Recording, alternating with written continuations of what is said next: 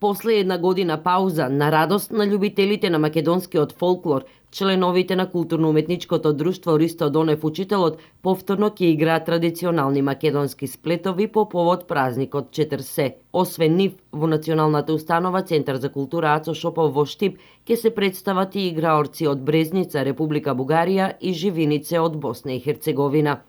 Во петок во 20 часот ќе има вечер на босански севдалинки и македонски народни изворни песни, каде ќе земат учество учениците од Средното музичко училиште, одсекот за народни инструменти, а во сабота ќе биде главниот концерт каде што ќе настапат, како што реков, културно-уметничкото друштво Брезница од Брезница, Народна република Бугарија, и живиница од живиница. Гостите од Босна ќе пристигнат во петок и ќе бидат сместени во домовите на членовите на културно-уметничкото друштво Ристо Донев Учителот, каде ќе се сместат и гостите од Бугарија кои ќе пристигнат во сабота. Планираме, ако е добро времето, во 12 часот да направиме едно дефиле каде што облечени во народни носи секој друштво ќе ја представи својата држава и ќе се прошетаме низ градот, можеби ќе видиме до Исорот, ако е добро времето.